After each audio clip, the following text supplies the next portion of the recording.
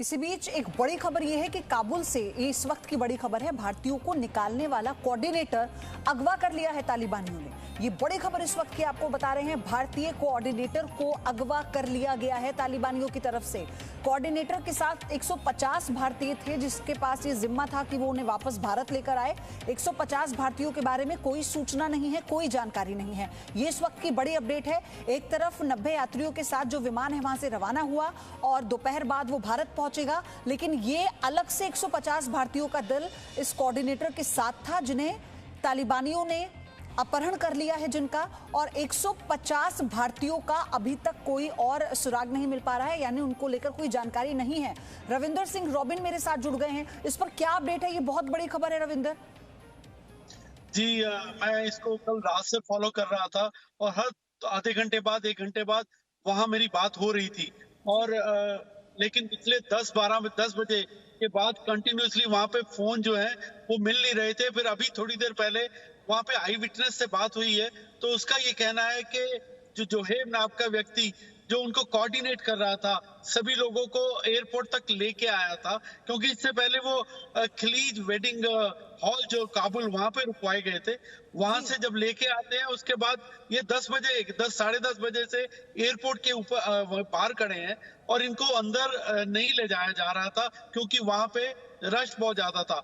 इतने में तालिबान आते हैं, वो हर बस की जांच करते हैं, उन लोगों से पूछते हैं, उनके पासपोर्ट चेक करते हैं और उसके बाद जोहेब को उन्होंने, जो आई विटनेस बताते हैं कि जोहेब को बस से बाहर निकालकर थप्पड़ मारे गए और उसके बाद उससे उसका मोबाइल ले लिया गया और उसे ले गए हैं। उसके बाद कंटिन्यूअसली कोशिश मैं कर रहा था कि बाकी लोगों से बात हो जाए, लेकिन उसके बाद जो इंडियन लोग जो वहां से आना चाहते थे, उनमें से जिन लोगों को मैं जानता हूं उनके फोन बंद आ रहे हैं।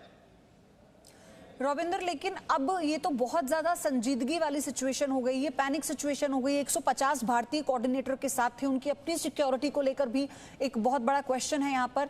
अब इसको हम कैसे देखें, क्योंकि अगर आप जैसा बता रहे हैं, आपने जिनसे बात की है उसको उतारकर उसे मारा गया, बाकायदा थप्पड़ मारे गए और फिर वहां से वो सभी गायब हो गए हैं, तो कैसे संपर्क किया जाएगा, क्या चल रहा है और भारत सरकार की तरफ से इसे लेकर क्या और आगे की रणनीति है?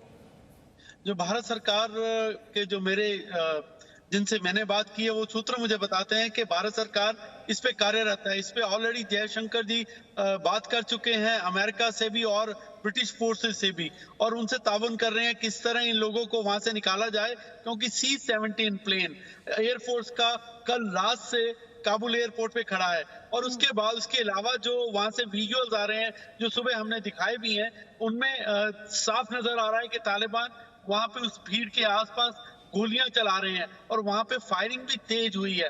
अभी जो MEA ने इसके ऊपर कोई ऑफिशियल स्टेटमेंट नहीं दी है, लेकिन अभी मुझे लगता है कि भारत सरकार इस पे काम कर रही होगी और जल्दी इसके ऊपर हमें कोई जवाब मिलेगा।